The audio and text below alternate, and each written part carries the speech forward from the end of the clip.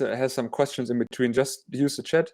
I have to, so because of the presentation, I won't see the chat at the same time. So just interrupt me, yeah, perfect. So so what we don't do is go really into detail about the algorithm and how everything like works in detail. I think it's important to just get started and have an idea how to do it properly.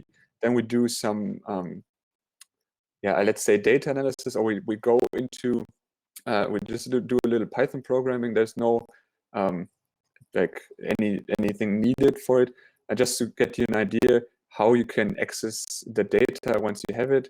And yeah, that's what we do here. So so for those of you who are not familiar with NCBI, we'll also do a quick demo, live demo, and we walk through the whole process of sequence and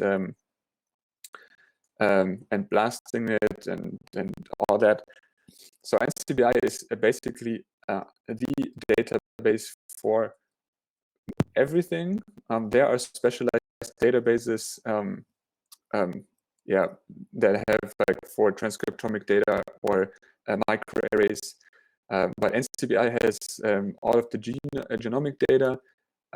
So you have the also the protein sequences there. They have chemical structures there, and also literature. So if you use PubMed, for example, that's basically hosted on NCBI. Also GenBank, if that is the name for you, that is also hosted on NCBI, and you can actually run the blast directly through NCBI. And this is what we are going to use.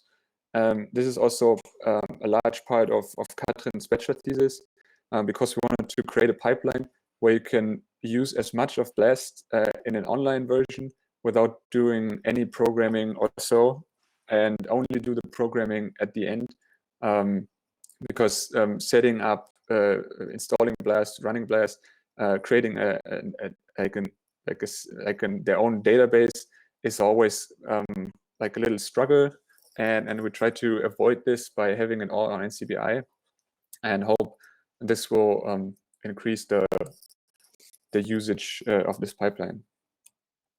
So our most important database for us is GenBank, because there you find all the annotated collection of genes, of protein sequences of the genomes.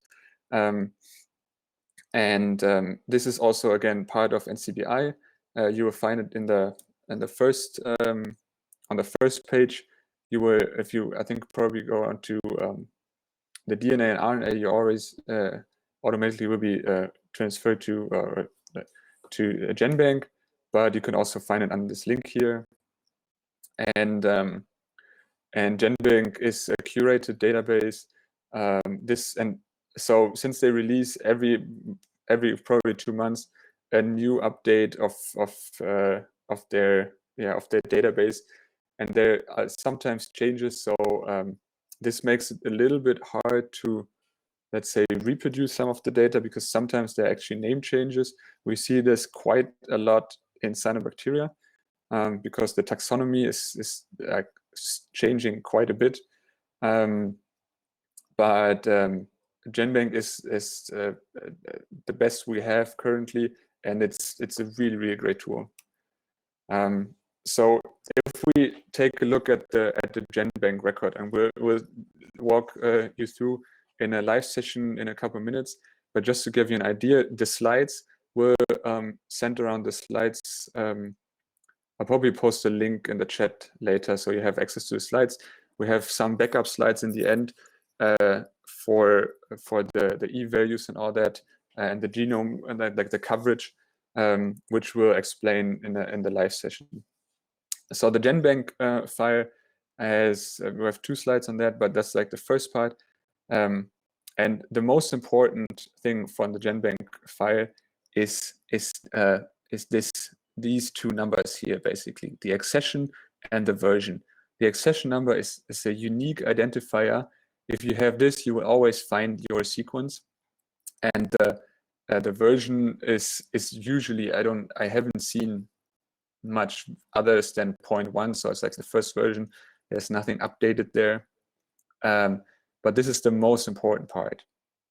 And this is already something special for prokaryotes, because this VP at the beginning, WP, this is specifies that this record is holding multiple like independent records underneath, and you see that by the multi-species. So this record, we currently have the glucosyl-transferase.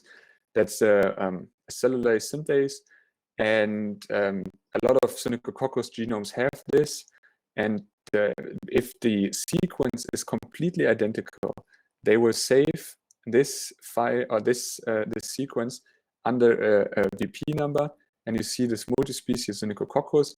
Sometimes you see Synechococcus, and like this is the largest taxonomic group that combines, or the best defined taxonomic group that combines all of the identical sequences. If we would go to, if they would say Synechococcus elongatus, for example, then only species from the Synechococcus elongatus group will have identical sequences. And if you look then on marine Synechococcus, they will then probably have some point mutations or differences in the sequence, and this way they are not grouped under this multi-species hit. Yeah, then the following information are not always as good as here, that you have so many information. We usually get the organisms taxonomy in a, let's say, little, like in a rough sketch here. This is because they pull the data from the taxonomic database on NCBI, and often there's at least a paper, like a publication or some project that where this sequence originated from, like some genome sequencing project or so. Or if we have, similar to this one, there's an actual paper where they use the sequence and prove that this sequence is actually a glucosyl-transferase. If we look at the bottom of the GenBank file, we'll see the features tab.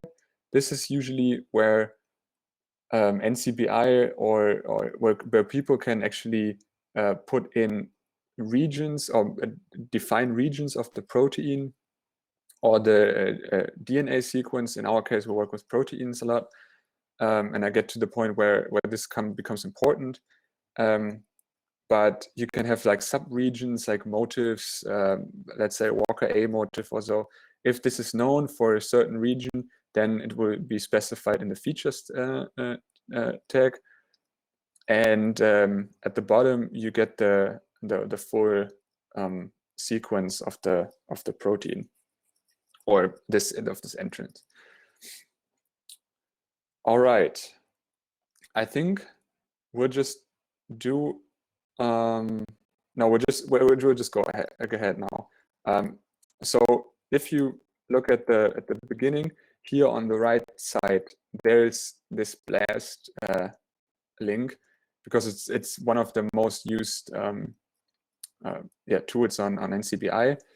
But you can also find it under the following link, which is basically BLAST and then NCBI link. And they changed the front end of NCBI, so it looks a little bit nicer, and you easier find the different version of BLAST. And what is important for us is basically two BLAST versions. We have the nucleotide BLAST and the protein BLAST. I will explain the other two in a minute, but those are the most used BLAST versions. And it's, I mean, the name already says it. The nucleotide BLAST takes a DNA or RNA sequence and blasts this against the DNA RNA database, sequences in the database. And the protein BLAST, on the other side, takes in a protein sequence in the start and compares this to protein sequences. And here is already an important part for you if you do BLAST analysis in the beginning. If you have a protein sequence, you're only interested in sequence changes on the protein level, then I would highly recommend to use protein sequences, because we know that multiple codons encode for the same amino acid. So on the protein level, it might have the same identical sequence, but on the nucleotide level, it could be completely different. So the results at the end will be much better if you use the protein sequence, because then the hits are much more reliable. Because right now you don't really care about a point mutation on the nucleotide level if it still resides in the same protein. But if you're on a nucleotide level, then sure, you need to take the nucleotide sequence. But if you have the protein sequence, I highly recommend to use the protein as the BLAST, because then you get a much better end result. And what I mentioned before is that we have two other BLASTs, which basically take either a nucleotide sequence and then translate this into protein and blast it against the protein database. Or we have a protein sequence, and this is then translated back into nucleotide and blasted against the nucleotide database. So this makes sense if, for example, you sequence a completely unknown genome and want to look for proteins in there, or you have just a short sequence read from, let's say, you have a plasmid, there's something on it, and you just want to check if this read is a protein or not. And what BLASTX and tBLASTN will do, they just simply don't translate it once into a protein, but they use different reading frames. So they start at basically different position of the nucleotide sequence and then translate it to protein to check basically for multiple options. And in the nucleotide, if you start with a protein and blast it against the nucleotide database, what they do is translate it to a nucleotide. And then obviously at some amino acids, they will have multiple options for a codon, and they will basically create as many nucleotide sequences as possible from this given protein sequence. I think I will leave this out because we do it in our live session. It's fairly easy to have in the beginning. I would do it live. Yeah. So another thing that is, let's say, it's not so crucial for most of our analysis, but it can be helpful if you want to basically improve your BLAST results. And so what is done in NCBI is they score basically every single difference between the two sequences. So you have your starting sequence, and then it will start looking in the database for similar sequences, and it will give them, they will rank them and give them a score, and based on a substitution matrix, which is the PUM or the Blossom matrix, those differences between the sequences are scored differently. And so what is the most important part between those is that the alignments for the PUM scores better between closely related sequences, and for the Blossom is evolutionary divergent sequences. So if you have a sequence and look at all over the database for similar proteins, or want to get the evolutionary trajectory, then the Blossom matrix is probably better. And what you see is that most commonly the Blossom 62 is, I think that's the default also on NCBI, is used. And you would, if you have really closely related protein sequence and you know in the beginning that you only look for a closely related protein sequence, then you can improve your results by changing it to the PAM matrix, for example. They have a different scoring based on the alignments. BLAST, as it said, it's a basic local alignment search tool.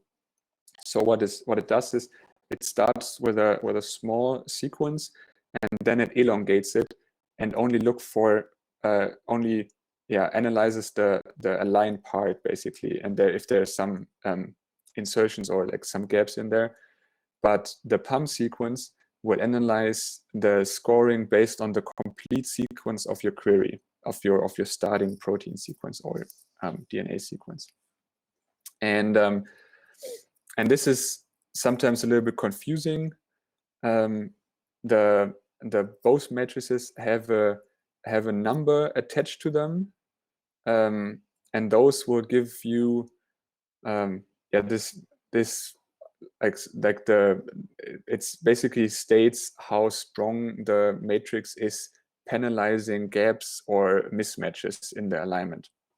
And then the higher, in Blossom, the higher the number, the closer related the sequences are, so the higher the sequence similarity. So a high Blossom is similar to can also be used as a small PAM sequence if you just want to stay in this matrix here. And PAM, for example, is completely opposite.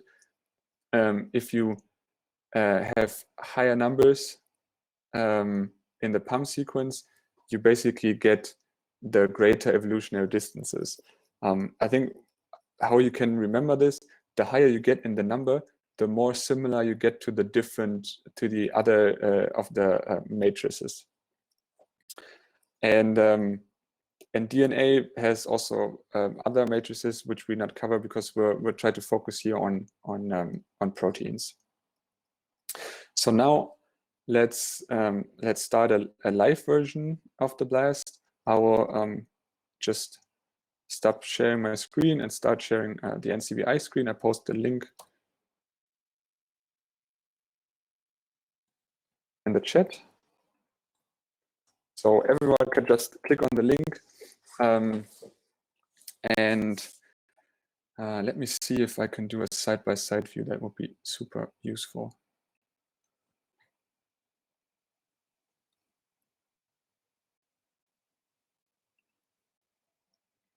Okay. This works. It's not perfect, but it's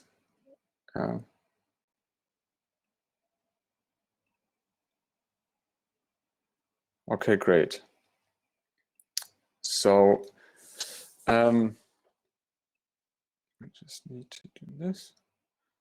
Perfect. So I guess everyone is on NCBI now.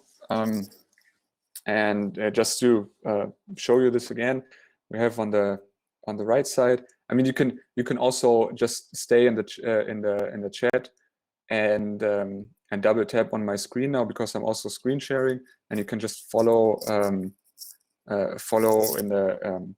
our hop-in session. But I try to explain it as best as possible so you know where I am on the page. So if you don't see me on screen or follow the slides, you can also try to just by hearing where I am. So on the right hand side, you see the popular resources, and you see BLAST there. And on the left side, you see the different resources that NCBI offers. The most important part is actually the search bar here, and you can, there's left to the search bar, there's states all databases. If you click on it, it's a drop-down menu, and there you can specify the database where you want to search in. The easiest is just to type in something in the search bar, and it will basically search all databases, and then you can select can specify it afterwards. But if you know already that you want to only search for, let's say here in proteins or protein clusters or the SNP database, then you can then it's a little bit faster, but it's already super fast. So there's no reason why you should specify it beforehand. And now we're searching for your sequence of interest. So if you have a specific sequence of interest now you're working with in your research, please feel free to use this. Otherwise, I will go ahead and take our current research basically. And ours is we work with cellulose synthase, and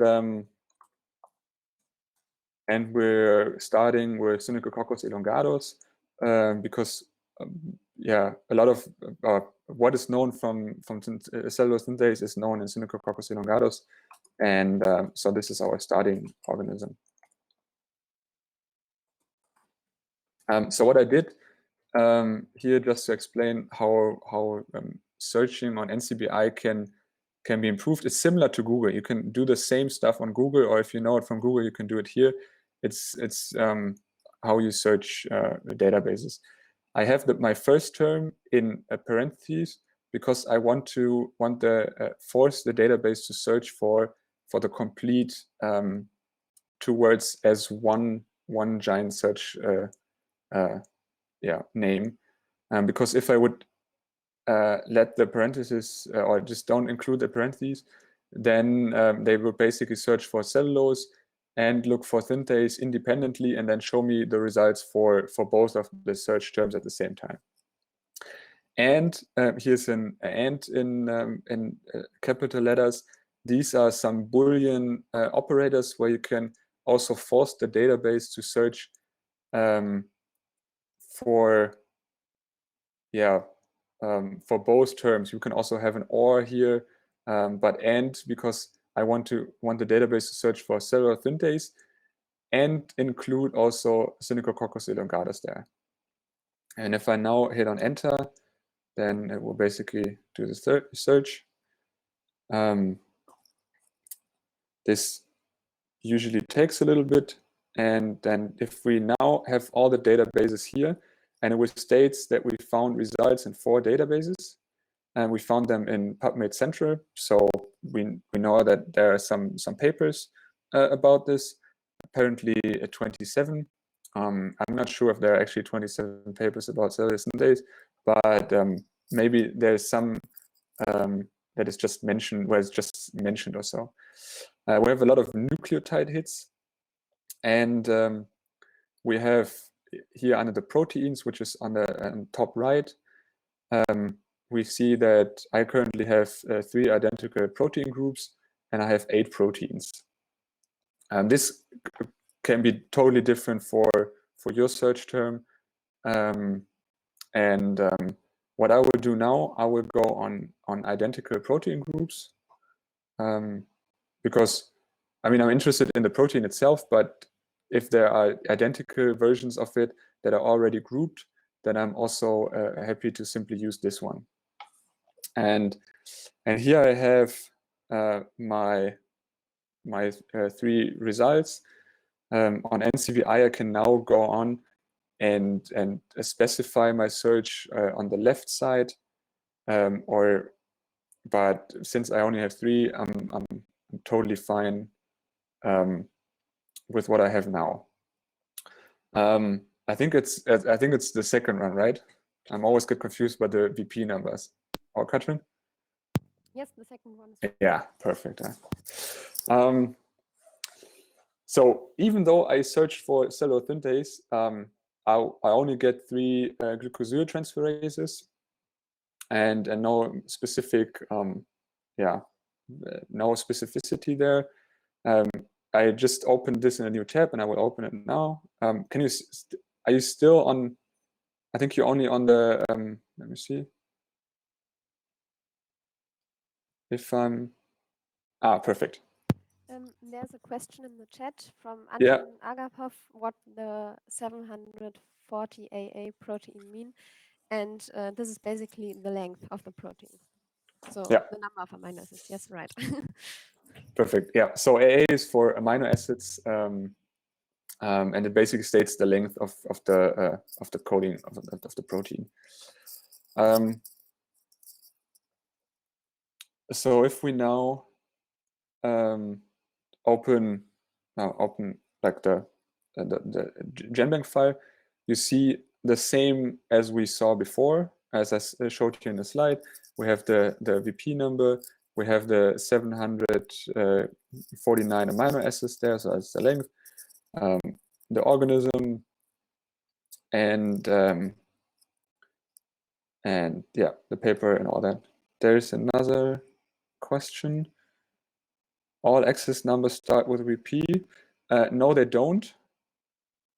They always start with WP if they have multiple hits in there. I will just show you. If you look at the top, you see the multi-species, so it already states that there are multiple species combined because they have the same identical protein sequence. And in this case, you will see underneath, you see like a link or for identical proteins. And if we now open that, page not found, awesome.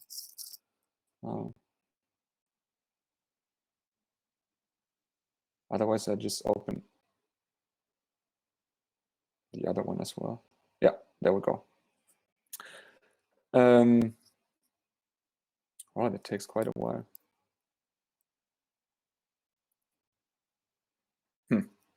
I will open it as soon as it's done loading. And what you see is basically now the same as before. You can, if you like, you can click on. I can't.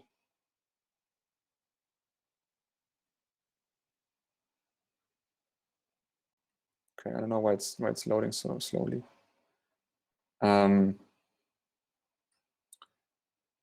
Yeah.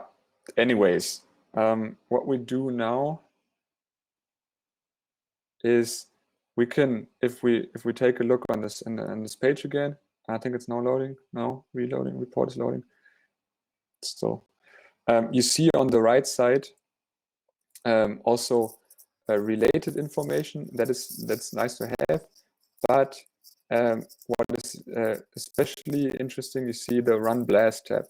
So once you found your sequence of interest on NCBI, you can immediately go to Blast and run the sequence. And if we now click on this and open it in another tab, will be immediately forwarded to the Blast P. So because it knew that this is a protein sequence, we're already starting with our protein sequence in the beginning, and it automatically inserts the accession number into the search field. And now Blast immediately knows what our query sequence is. We could have just copied the protein sequence in here. Identical proteins not working. Or copied that number and opened Blast ourselves. I will just open Blast in another tab to show you that if you go onto the normal Blast homepage, you'll see those different Blast options I showed you before. There are also different other versions here. And if you now would go on Protein Blast, you will end up in the same window as on the same side as on this side where I clicked on Run Blast. So there are multiple ways to get there, but this is the fastest and most reliable if you find your sequence of interest and then click on Run Blast, because it already fills in some information for you. And what we do now is, so we already entered our query sequence. It automatically fills in the job title, and the next thing would be to select the database we like to look for. And if you know what you're looking for, then you can also select this. We have different versions here, so I can also only search for the UniProt SwissProt database. So that way, or the protein data bank. So either way, we basically have more information about this protein already. So let's say there are also structural data that is available for the sequence or for those sequences you find. But if you just want to have a look at how or which organisms have one of those sequences or a similar sequence, then the non-done protein sequence database, the NR, is the best. Here are all protein sequences that are on NCBI included, but so they removed all the duplicates and all that. So every sequence is only there as a single sequence, and if you now think about the multi-species, that means we have a lot of these entrances in there, where you have then underneath multiple organisms grouped into one sequence because they're completely identical. We'll get to this field in our reverse blast. So we just leave this clear here. And what we can also do is we could exclude some of the databases or entries in the database. What we do usually, we exclude the uncultured environmental samples, just because here they usually cause problems because they're not so well annotated and curated. So there are some issues with the data analysis afterwards, and there are usually some interesting hits in there, but you will get so many results from your initial blast that I'm happy to exclude them for now and wait till they are curated on the database, and just search for the curated sequences. You could exclude the non-redundant RefSec proteins, the VP, but this will basically exclude all of the identical proteins of prokaryotic origin. And we usually also exclude the models. I'm actually not quite sure what this also contains, but it's those also usually cause problems in the data analysis. You see here that now that we chose our database for the initial blast, we can select the algorithm for it. Even though we are in the protein blast, so we specified already what we're searching for. There are different algorithms that are better for different searches, and we just stick with a blast P. That's the most general a blast algorithm for protein blast, and this will give you the results. They will give you at least some results, and if you then want to improve that, you can either try a different of those improved versions. This might help for if the search is a little bit taking quite a while, or it just also gives you a lot of results that have basically or have a really low sequence identity, so they also be excluded there. Or you can specify certain regions of your initial protein sequence which are really important to you, and the end result should also focus on this one. So this is valued a little bit more in the protein search. But since we don't have any interest right now in specifying anything, we just stick with the blast P. And in the end, you can now specify some of the parameters, and we'll just jump to the scoring parameters. There you can see already the different matrices, and you see that Blossom 62 is already the default setting. And then you can further go on and also specify the costs for gaps. But we'll just stick here to the default parameters. This is something where you can tweak around. But right now we'll just do the first search and are interested in that.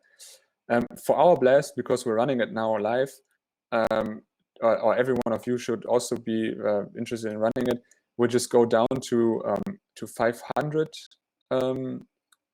maximal target sequences, and so we're not waiting so long for the results. You can specify a threshold, an E value here. So if this E value is like the threshold is reached, they will basically exclude those sequences from the results. And I'll explain in a minute how the E value actually works. The default is 10, and you could put it down to usually something like 0.001 or like 10 to the minus 5 to the 4 or 3 or so. That's totally fine. We could leave it up to 1. We can leave it at 10 for now, because the 500 hits will be reached first before we get some of the hits or alignments that have a lower threshold than 10, and 10 is really bad. And the last thing I like to mention is the word size, and that you can specify. And this is something that is important for the BLAST algorithm. So the BLAST algorithm, what it does, it takes a small sub sequence in the beginning, let's say 2 or 3 or 6 in this case, amino acids, and then search for alignments or pairing partners in the database. And obviously two amino acids will find a lot of hits in the beginning. And what the algorithm then does is extend or elongate this pairing one amino acids at the time, and then look if there is a mismatch or if it has open a gap or so, and in the end it will start reducing the number of hits, because it will then find a lot of protein sequences that basically only align the 3 or 4 amino acids, and that's it. And if you start with a longer one, then you already start with a lower set of initial sequences that will get elongated, because you need a perfect match for the 6 amino acids. And if we specified all that, so we put in our sequence, we specified the database, excluded something we don't like, we can just also leave it open and set it to 500. Then we just click here at the bottom of BLAST, and just let it run. And this. And while this is running, there was another question in the chat. Perfect. What the gap costs are. Do you want to explain, or shall I? Or yeah, you can. Please go. So the alignment, or the matrix that we choose calculates a score for each 2 sequences. So it compares how good they fit. And if you have, for example, 2 sequences that are more or less the same with one amino acid exchangeable in the middle or something like this, the score will calculate if it's better to just align these not fitting sequences, or to make a gap in one sequence, and then fit the rest of the sequence again one and one.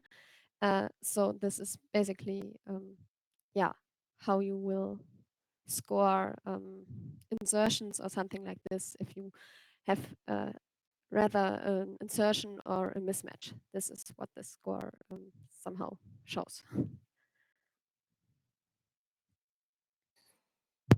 Great. Let's see. I think it's probably taken a while because of also the streaming. I think there's another the number of unmatched aminos are willing to afford in. I'm not. Maybe.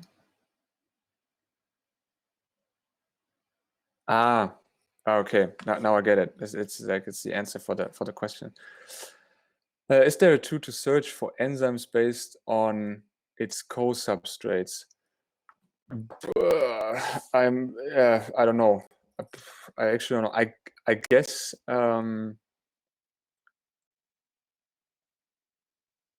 I guess there you can use the probably the structural databases and then specify the course substrate as a search term.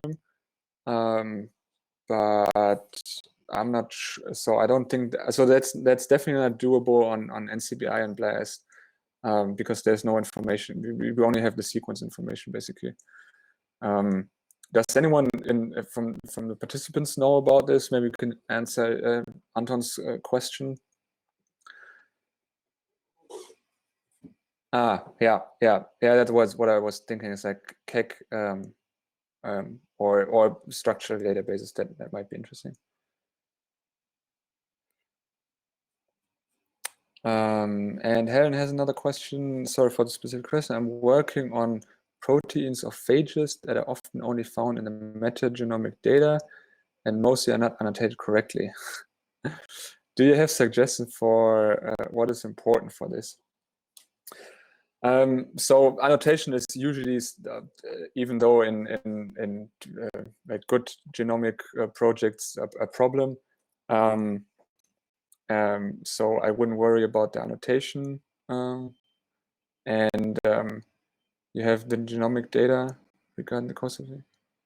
Yeah, UniProt. Yeah. And the genomic data. So what you can do, because what we do here on NCBI in the BLAST on NCBI is basically use more or less the standard databases. I think as you mentioned, that it's really a specific problem. I think the easiest way would be to use your own specific database for it. And I guess if I correctly, the metagenomic is then a nucleotide database, and you actually have the protein sequence from the phages. So I would guess that except T+N. What is the problem with T+N? Have you tried that before? I mean, because if you have the protein, if you only have protein sequences from phages, and you only have a nucleotide database to search for, I don't know if there's any other option.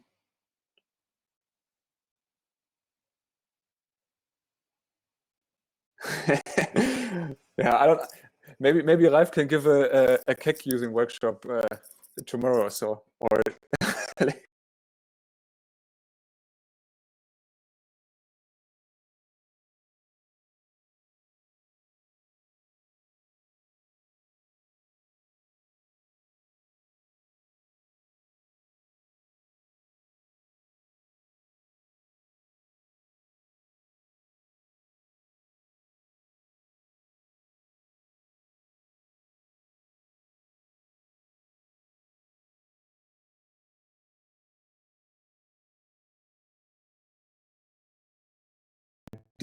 For the search, you can save this, and later you can also save the link of it, and then you can get back to the search results. There's the ID we have, the description of the ID, and some information about it. But the most important part is actually down here. So we specified that we don't want to have more than 500 hits, and we got back 500 hits. So that means that we have at least there are at least 500 similar sequences in the database. If we scroll completely down, you see that the E value of the worst hit we got is e to the minus 125. So I know because we did it. I know that there are more hits than that, but if the worst hit in this alignment is still lower than 10 to the minus 5 or so, then you can be sure that there are probably more hits in database, and you would likely increase the number of hits. But for us now, it's important to have few hits, because then the BLAST doesn't take so long. I just deselect them all, select maybe this one here, this one, and I just take this one. So what we have one value is the query coverage that we just go to. If we click on graphical summary, what we see is we see the length of our query, and you see in different colors if it's a good match. If the alignment score is above 200, then you see it in red. Otherwise, it gets a different number. But you see how long from where to the initial query sequence. And this basically gives you the coverage of the query. If it's 100%, that means what we put in and the first hit start at the same amino acid and end at the same amino acid. And we see, for example, if we go to the third hit, it has only 94%. And if we click on graphical summary, we see that it's lacking some alignments in the beginning and missing something in the end. So it's only 94% of the query is matched by something we found. And if we look into the alignments, that's another tab. We see basically our query sequence at the top, at the bottom what we found in the database, and in the middle is the matching the matching sequence. And you see for the first sequence it's completely identical. It makes sense because it's the same sequence we found in the database, because we didn't exclude this one. If we now look at the second sequence, for example, we have still an e-value of 0, so the best you can get, and we still, I think it was a query coverage of 100%. Yeah, it's also 100%. But the percent identity, and that's that scores how many of your amino acids from the query are also found in the alignment partner. And this says 100, so all of the amino acids are completely identical. That's why it has a really low e-value and 100% coverage. Here in the second one, we have 100% coverage, but we have a lower percent identity. And if we now look at the alignment, we actually see that there is one region where we have we have also, here's the gap, for example, and those don't really align well. So there's one region in this protein that has a mutation in it, but other than that, it's completely identical. And if we now look at the sequence that only has 94% query coverage, you see there are a lot of mutations already in there, or differences between our initial sequence and the sequence of we found in the database. And you will, if we did this for a DNA to DNA blast, for example, you would see even more differences. Now there's another difference right here. So those results, protein to protein, is already much better than what we would have gotten if we used nucleotide to nucleotide. So I'm now selecting all again, and now we're interested in downloading this information. And maybe Katrin can also turn on her microphone. I think we need to download. We actually need to download the FASTA, right? Where do I find it? From the top, we have to download the XML. This right here, or yeah, right, and then the single file XML2. So we have one XML2 file which contains additional information of every sequence.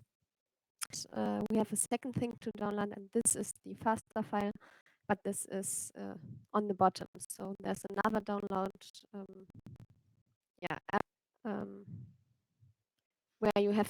where you can first choose which sequences you want to select. So we want to select all, and then on the right there's a download. There. Yeah. I was totally blind. I couldn't. Yeah. So and what we they want to can do is, download the faster. yeah, and what we want to do is we want to download the complete sequence. This means that it would download the initial sequence of all of those hits we like the original sequence of all of those hits we have in this table here. Because if we only would take the align sequence, then we would, for example, in this hit, which had only a 94% coverage, we would only recover the 94% that align to coverage, to our query sequence.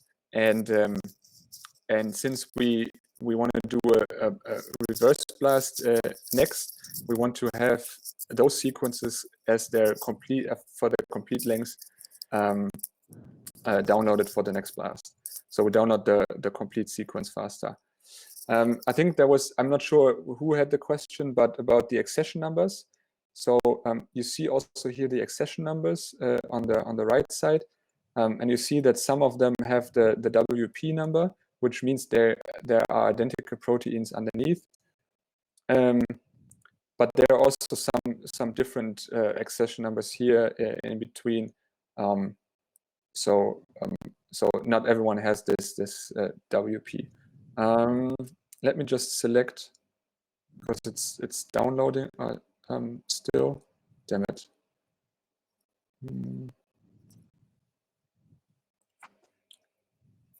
Och nein.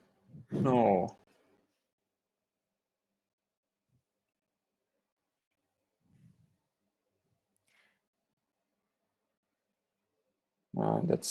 That's unfortunate. Anyways, is there? I just take the first VP I see. Now it's deselect all. First VP I see. So if we look at the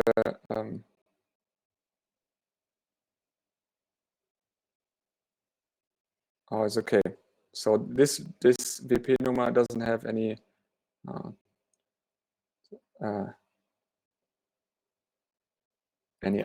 different hits that we can visualize.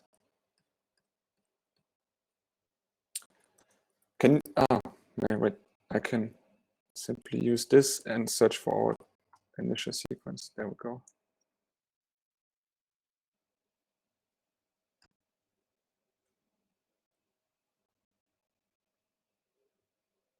So if we look at our initial VP number and WP number, and remember how I searched for it, I used cellulose synthase and Synechococcus elongatus. And if we look at the entries that are stored under this WP accession number, which is the multi-species hit, you see two species.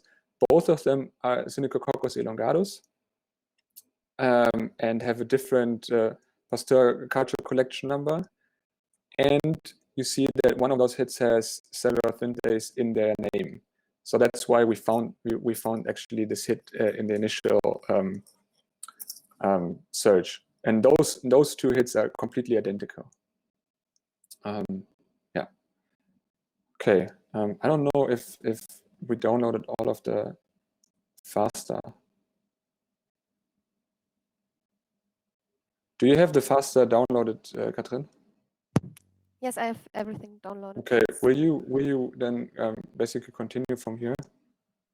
Yes. You should wait. You should see a screen button. Yeah. So this one.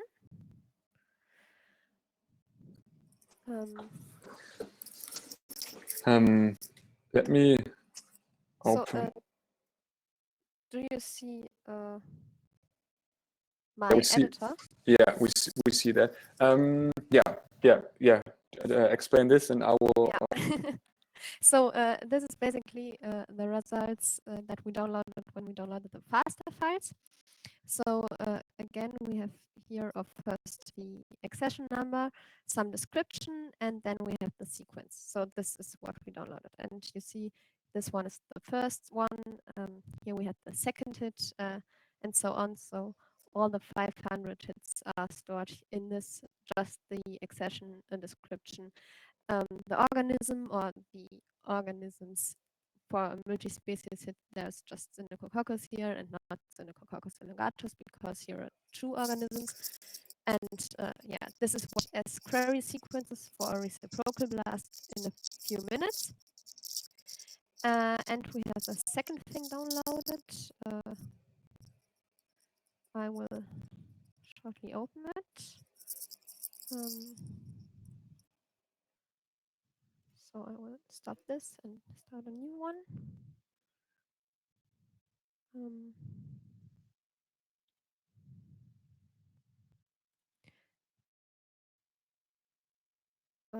This is this one. Do you see the notepad? Yes. Yeah, okay. So this is the XML2. So we have one blast output that we got, and we had one query sequence here, which yeah, we basically started with the blast with, and now we have some additional information for all the hits. Here we can see the first hit with our accession number and the organism group that contained to this accession number. And we already have here the single organisms with their accession numbers. So this is what we have seen before. And yeah, then we have results here for this hit. We have here the e-value of 0. We have some other numbers that are calculated so that this is the best alignment. Yeah, and this is our second result. So here we have the second accession number. The length of the sequence is different here. And this is why we already see here again the e-value of 0. And yeah, and some other parameters that we will work on later. Yeah, we'll close this and open the blast again. So what we have done now. Let me first say something about the e-value. Then you set up the blast for yourself in the background. Okay, you can also share your screen.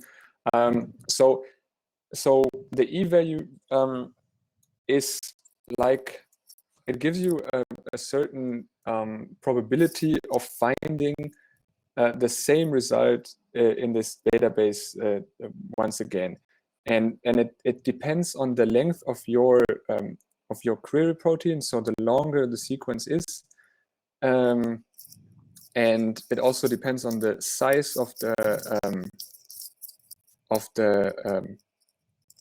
database. So n is the number of characters that are nucleotides or amino acids in your sequence, and m is the number of nucleotides or amino acids in the database.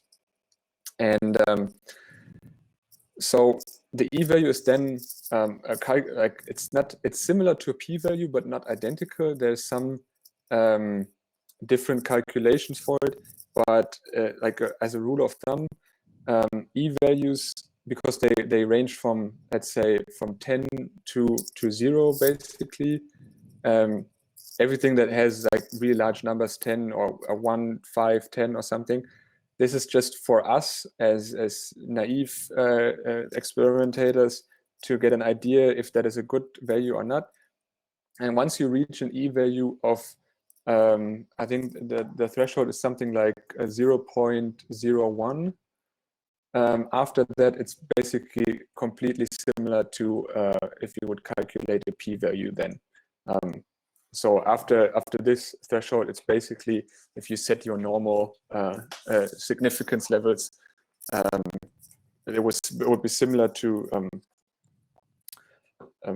to a p-value, but in fact the e-value is usually not really interesting because a lot of the hits will have an e-value so small or close to 0 that it's really not an issue to worry about the e-value.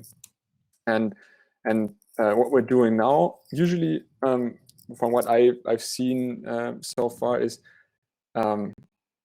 a lot of biologists would stop now and have a list of homologous sequences from their initial sequence, would then go on and look at them and get an idea of where those sequences are and which organisms or so. But what we're doing now is we take the sequences we just downloaded and now blast them against the original genome. And why do we do that? Usually genomes have multiple copies of one of the proteins. So you have, even though Acinetobacter elongatus has in a lot of cases only a single copy of it, cellular synthase, for example, is one where they have 4 different copies in the genome. And there's other ways, like, let's say you have a protein that has a Walker A motif, or like a really strong motif, or is similar to a 2-component system, and you search for it, and there are obviously more 2-component systems in a bacteria than the one you just searched for. And to make sure that you actually found homologous sequences to your initial sequence, we just realign those hits that we just downloaded to the to the genome of the starting organism, and only if those downloaded hits now realign to the initial sequence and get the initial protein sequence as their best result, we keep them for further analysis. All of the sequences that now align better to a different sequence, basically we just exclude, because they are apparently more similar to something else in the genome and not to the initial sequence. And this is what Catreu, how it's been done. Yeah, I hope you can see again my screen. So I'm again on the BLAST page as we are there before, but now I will not enter the accession number here, but I will upload the file I downloaded recently. So yeah, the results of the forward BLAST format. So here we have the sequences and the accession numbers. This is what I showed you first. And yeah, the reciprocal BLAST will basically be 500 blasts each for each query sequence on blast. So each hit of the first blast is now a query sequence, and we will do 500 blast searches. This will take a while, so we will just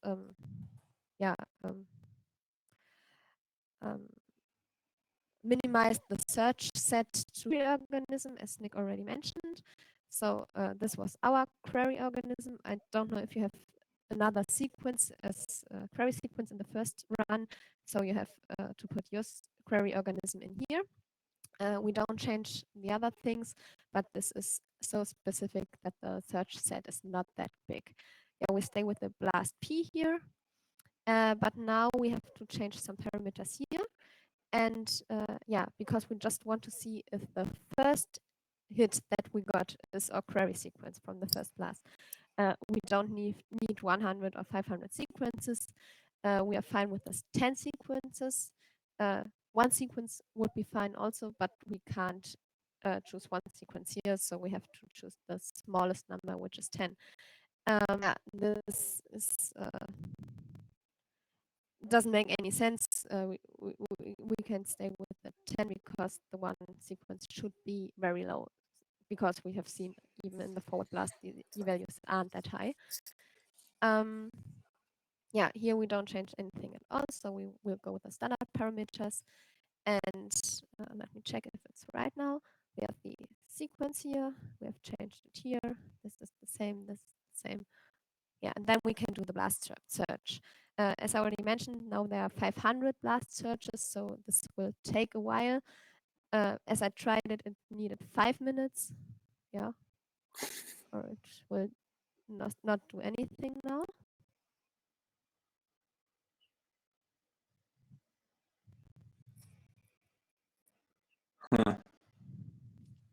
Antje, are you also following the cellular synthase protein, or a different protein?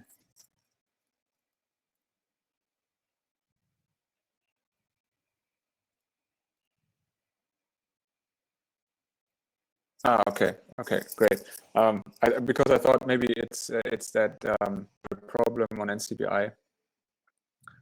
But I mean, yeah. So I got the same error. Also says okay, yeah. So we're just checking on the why do you use the FASTA file instead of your original sequence? Can you specify that question a little bit more? So in the now on the reciprocal blast, right? We use the fastest. We started with our initial sequence against every sequence that is out there on the database and got a few sequences back that comprises all of the 500 sequences. Upload this to NCBI. I would then take one sequence after another. It works if you only have 100 sequences in the FASTA file. It's what aren't you saying? So if we upload the, I mean, you could, Katrin, you can just open the FASTA file in the editor, and after the 5th or 10th, you just select everything, delete it, save it, and upload it. I mean, this is new. It worked by now. Yeah, I don't know. Something on the website or something like this. Again, to the question. So now we're, instead of copy pasting every sequence, we just downloaded the FASTA file that has the sequences of these different organisms. We update NCBI will now take one sequence at a time, do the blast against the Synechococcus genome, because this is now the only genome we select to search for. What should we download? Ralph, we need to download the single XML. At the top of the download, maybe I have still open so I can share my screen. Once again, yeah.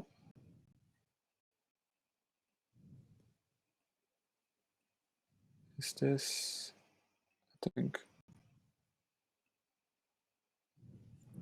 So so we need to download here the single file XML2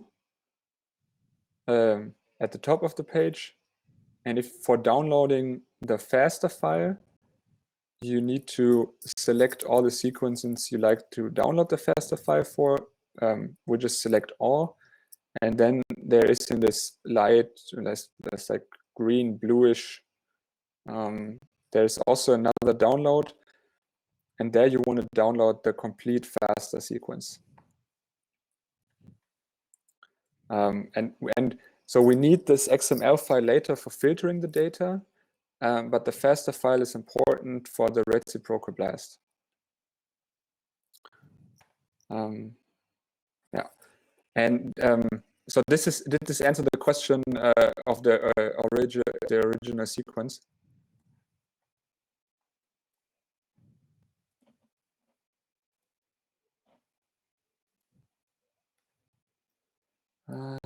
If you now show only 100 sequences.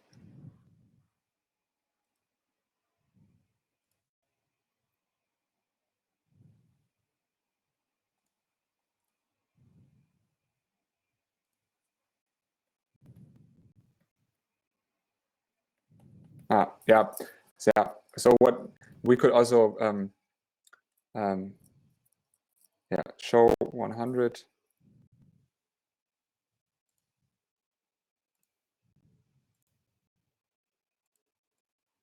And then we have all the 100 selected. That's what Markus is saying, that we could go or here on select like show 100 or 50 or 10, and then select the 100 and download the complete FASTA then. Maybe I can actually go to BLAST-P now. Katrin, I'm just trying. Yeah, I've started the blast now. I have deleted another sequences. So okay. I can again share. Okay, great. Yeah, then I will just share the slides and keep going with the slides. So I basically started what I've explained before, but now with less than 500 sequences. So I think something below 100 sequences now. And again, we have the search field, and yeah, now the reciprocal blast is running. Basically, the most important, insert the FASTA file in the beginning, and then by select-based selection, you will specify the organism you want to search for. And this should be the same organism where you took the sequence initially from. That could be Synicocystis, that could be Anabena. Yeah. Let me see.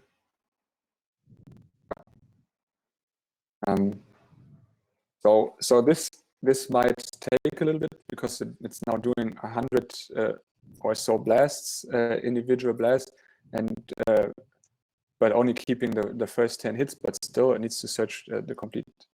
We specified the database. It still takes maybe 2 or 3, 5 minutes. In the meantime, because this is running on the NCBI server and not much is going on, we could actually use screen. No, we could actually already yeah, do the BioPython setup. Or Yeah, I think so. yeah. Yeah, so now then we will have our data files in the end of these online blast searches, and we want to filter this data or want to extract some information and want to look at the hits, and yeah, we also would like then only to save the hits that we will find to be the true homologs, so the one that best realign. That this is why we're doing this blast search, and this we have to filter in the next step. And we have done this with BioPython. It's a function that you can install in Python.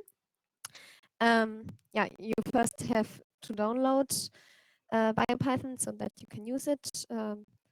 So I hope you have all Python installed on your laptop, as it was explained, as it was mentioned by Nick before the workshop, so that you need this so that you can go on with us.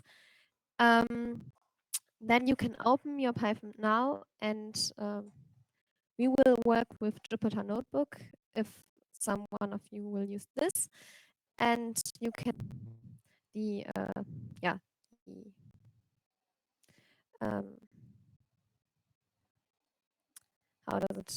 how is it called? The thing down here. So conda install -c conda -forge BioPython, so that you can install BioPython and follow on with us.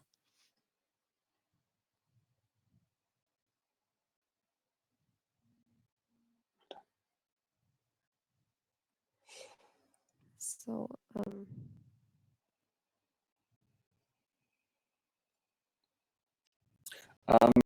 So for those of you that have Python installed not through Conda, which this is also fine. You can install BioPython via pip. I just put it in here. That's the code for it. Here's also the download information page of BioPython. You need to do this in the terminal and then install it. For those that have installed the Anaconda distribution, you also you will see there's a different way of not installing the BioPython. You need to do that over the terminal. I think Conda has a different, also a second terminal. Maybe let me. So I'm now sharing complete screen. So here's the Anaconda navigator. This is what you should have installed if you installed Anaconda. If you have installed Python via something else, then pip will work. But if we open Anaconda, this probably takes a little bit because it's so huge. Um, and there we can open then the Jupyter Notebook. The Jupyter Notebook is not something that is perfect for programming, but it's really great for exploratory data analysis. For those that are familiar with our studio or have been at the statistics workshop for a while, the Jupyter Notebook has a little different layout, and yeah, it's but it's similar that you have different cells where you can use your code, and so Katrin is again sharing her screen, so that means her blast results done, and she will explain now how we can download it, and then we can continue with the BioPython. Yeah, so what you can see is that there are not many differences to before. This line here, this results 4, because now we have more than one query, and if we open this, we can select the query we want to see down there. So yeah, this was a first query sequence, and here we have the hits for this. There are just 6 sequences selected because in the Pneumococcosis, which was a search set organism, there are only 6 sequences that somehow fit. And here we already see is not good. So here we have a bad e-value, but as we already mentioned, only the first result is of importance for us. And check manually if here is the right accession number in the end. Here, so we would have a homologous result. So with these results, we already have the best hit as our query sequence in the last one was. But if we change here through the query sequences, I will take the second one. Now it will load and show the results for the second one. Here we don't have a result in the reciprocal stay in our results in the end, because here we have a different accession number, and the one that was a query sequence is only on the section here. So another sequence aligned best here. And yeah, for the third one, it may, yeah, here we have the right accession number in the first place. So this would be a good hit in the end, and we will keep this hit. And yeah, because we don't want to do this manually and go through way too much work, we can now download again an XML file, as we have done before. So we go here and download all. And now it's important to really choose the single file XML2, because one big document for all 500 query sequences. So each hit of all the 500 query sequences will be stored in one. So we have to download this. And yeah, sorry. No, if you would now select the multiple XML files, you would get for every single blast search. So if you had a FASTA file with 100, you would now download probably a zip file with 100 XML files in it, and this will only contain the 6 or 7 aligned sequences you see now. And the single XML2 file, this will include. I can open it. Yeah, but this will include basically all of the blast searches in one file, and we can easily read this in Python later in a minute, yeah. So there's no need for us to download the single files. So right, so we have this one XML2 file. As I said, I made it last week, so I have the data here, and these are the results. So I have one blast output, but we have one blast output. I can show you here for each of the sequences that was, and within it's the same thing as we downloaded before. So again, we have a hit for each hit, and but they are not numbered up to 500 or 100. They are just numbered up to 6 or here 4. and 5 and 6, and then the next blast output starts. So this is why we are having one XML2 output and not multiple ones. And yeah, So it does it basically call the single files in one giant file, and only has one header option there. So that's all. That's the difference between the multiple and the single file. And for us now is for each blast output, the first hit this ID or accession. So this number has to be our really first query sequence when we want, if we want to have a reciprocal blast result that fits. So here for the first query, as I showed you on the blast result page, here we have all accession numbers. So this we want to be stored. Yeah, close this. So I hope downloading worked for all of you, and you have now the files, two XML files, so forward XML file, the reciprocal XML file, and the faster file, because these files will be needed in the end. Yeah, and I think that's all we show for the NCBI blast. We will now go on to showing you how to extract the data from those files we just downloaded in Python, because you can also do it in Perl or so, but I think Python is one of the easier programming languages to understand, and it's also the one we work with. So just to show that again, so it probably looks a little bit different than on your screen, but you should like the terminal, or and there you should be able to just conda install. I think it's conda forge. And then Python, is that correct? I'm not sure. But you can just paste the code that we had on the slide. I will just open it in a second. You can put it in the terminal, and then it will install.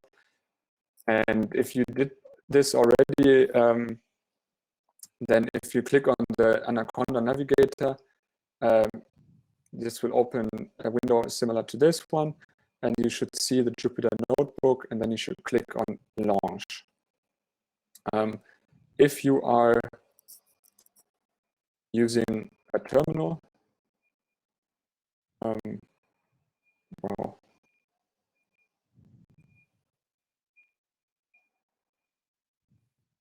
if you're using a terminal, you can just write Jupyter Notebook,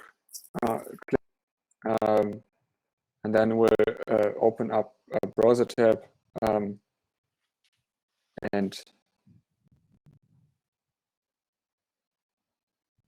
opens Jupyter. Somehow like this. It will look it will basically opens Jupyter Notebook in the browser, but you see that this is your home directory on your computer, and there you see the different folders. Yeah, and we'll just wait, I don't know, a couple of like a minute or so, the chance to catch up. I just need to find. Oh, it's there. And one important thing you have to do is that you go to the folder where you have your downloaded files.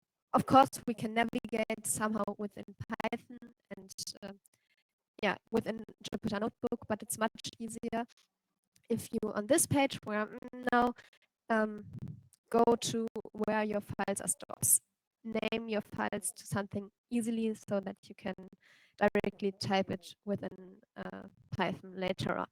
So for example, this is my folder here, my faster result is called forward text. And the other ones are here somehow called blast reci for the reciprocal. Somehow I have here forward blast XML as the other one. So easy names, and please go to the folder where you are stored. The easiest way would be to open a folder on your desktop into that folder, because if you open BioPython, Jupyter Notebook, you're in the home directory, and the easiest way is to just go on 10 desktop. That should be on every operating system basically visible immediately. And if you open this one, then you have basically your desktop there, and can access and then you access the file, the folder. I'm just doing it real quick.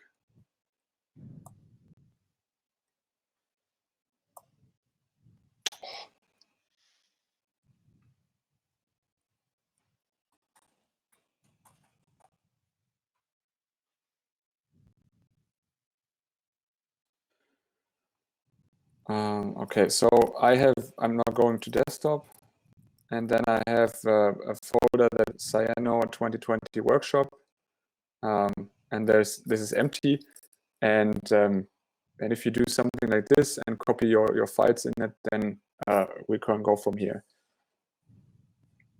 I think we're just getting started in like 20 seconds or so. And yeah, if you have done this or still doing it, there is, I just a little bit bigger, there is the option to now start a new BioPython notebook. And if you click on new, and then you have a Python 3, and if you click on this, this will now open a notebook for you. And that's where we do all the computation and do all the coding. And so Katrin already prepared the code, but we will do it like just one by one, and have enough time to type out all the code. We will send around probably send around the notebook to this chat here, so you can download the notebook, and yeah. Yeah, may I start then? Yeah. With yeah, okay. So as Nick already mentioned, I prepared some easy code snippets which we can do now. Of course, to filter the data and something like this, there's much more coding needed, but this will give you hopefully a general understanding what is happening.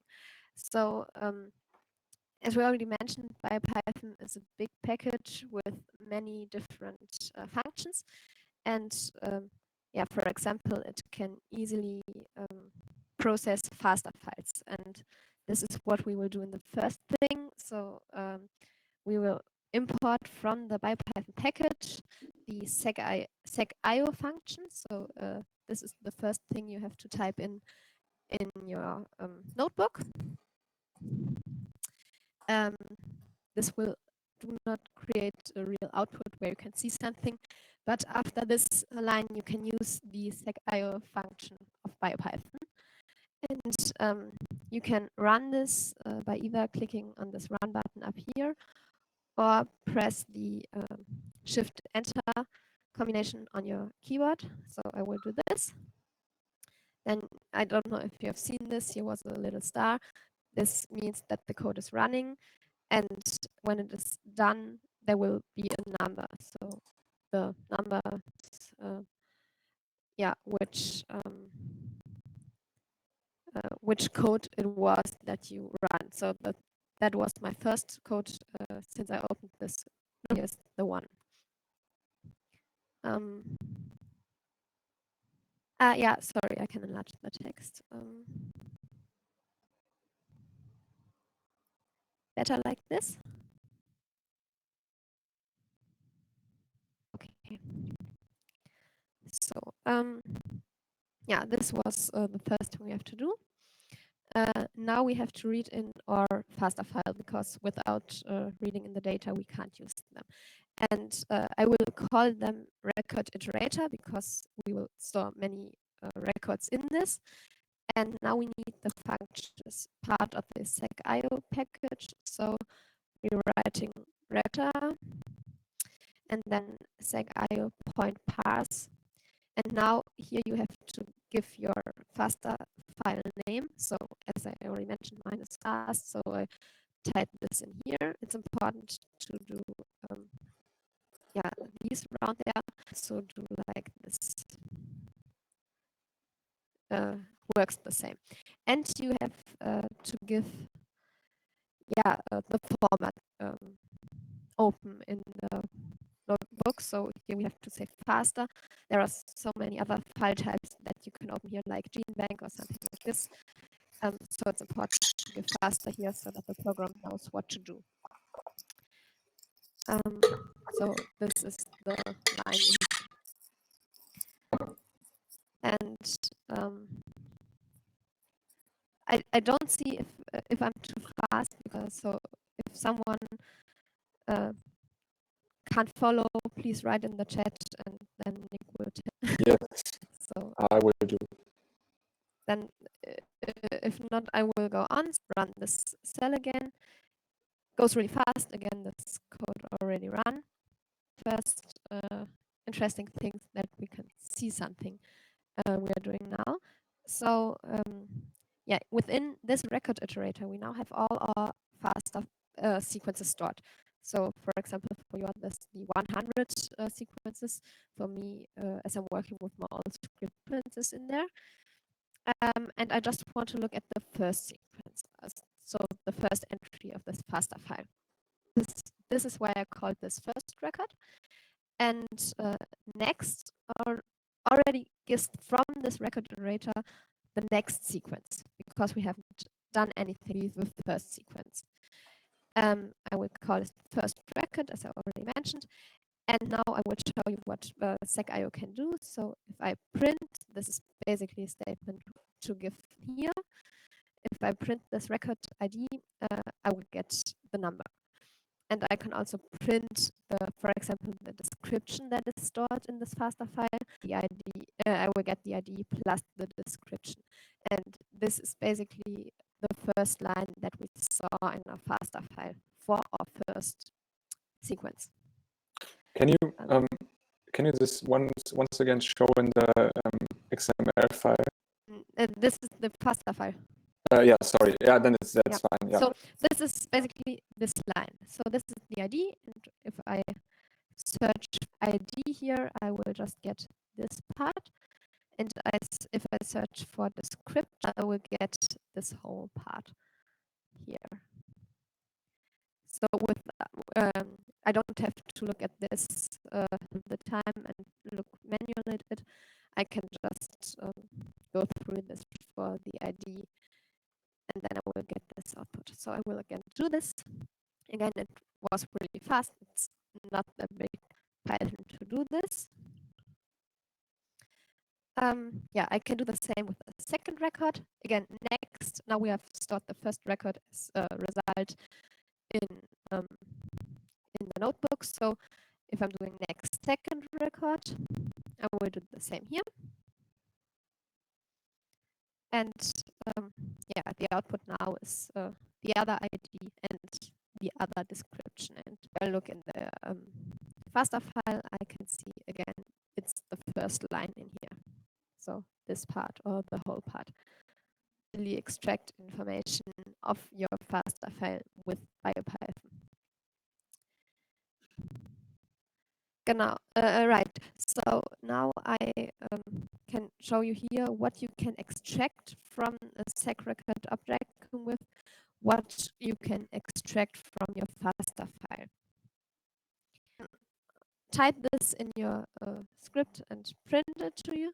So I already used the print command here, and yeah, if I do all this, I will show you the output. So we have the whole second record. If we look at this, some also standing what is printed. We have printed the ID, we have printed the name, which is the same because there are not so many information in the FASTA file. We have printed the description, which also has this part here.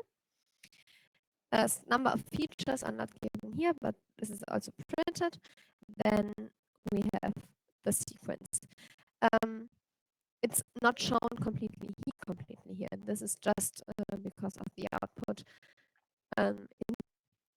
And yeah, in the second print statement, I have printed E. This is basically again this one here. Then I have can also print second record dot zec. This will print the sequence shown here. Yeah, you can see it's stored completely, and it's just not given completely here, shown completely here, but it's yeah in the information script. Again, the name as I showed you before, the description as I showed you before, and important is how you can extract the length of the sequence, the amino acid length.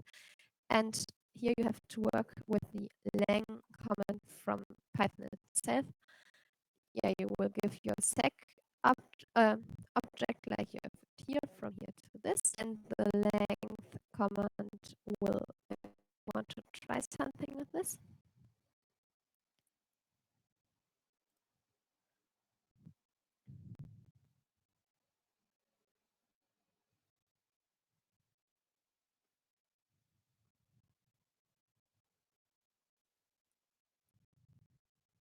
Whole list. But we can already loop through what we have and like this, so you can read and try on your own. So this has done it again. I read in this FASTA file new, and then yeah, it printed sec record ID, the second sec record ID, and so on. So if I have here 500. So, is there anything in our workshop that that is not important, which you program in your yeah, I don't. Do you mind sharing that? I don't mind. No, I also don't mind. Cool. I don't know if all of them can follow this after our workshop, but maybe some of them. Maybe it's useful for some of them. Okay, great. Then I will show the whole complete folder for the workshop with the slides and all that at the end of the workshop. And yeah.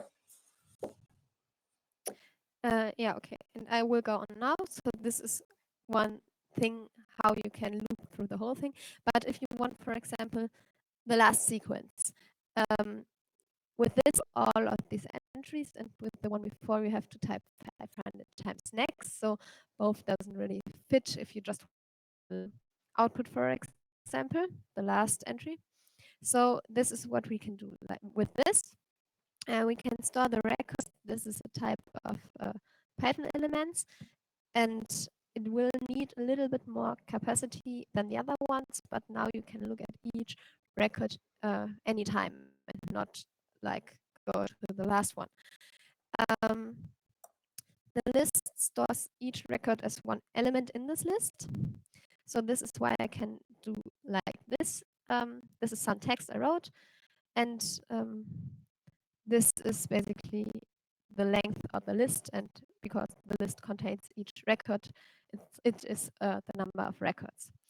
And yeah, again, this is just a statement. And here I stored the last record with saying from this record list, I will take the last one. So Python starts by counting with 0. So if you want to have the first record, you have to say 0. And the second record is shown with the 1. And if you don't many you have or something like this, you can and you want to have the last one, you can also say -1. And I will print this. So we found 500 records. So if I'm right, I have also can say 499 here and we'll get the same output. The last print here, so this is the last ID, and if I look at my list, it's the same. So this is how I can get every record out of this list.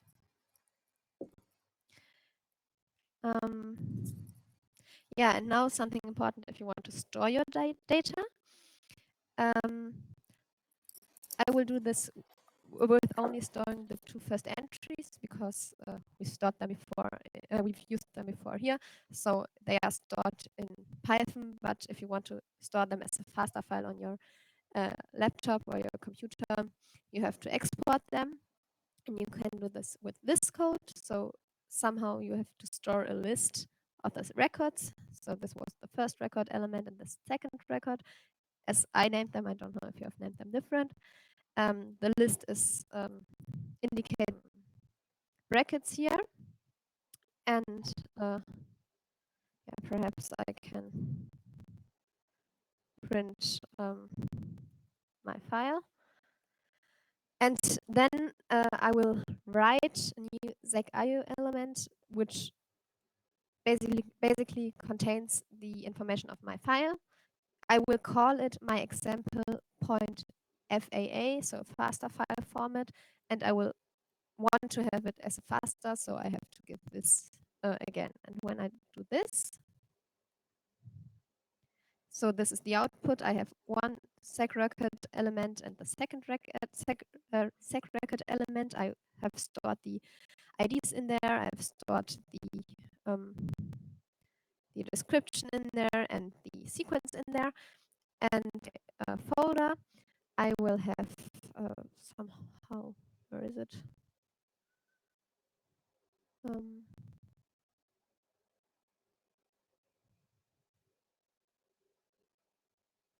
Where is it? Here, my example. And if I open it,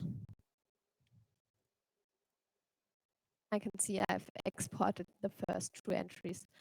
They look like before, somehow created a sub file in this example. Of course, you then can add sequences from multiple files or something like this and get them together like this. And this will be important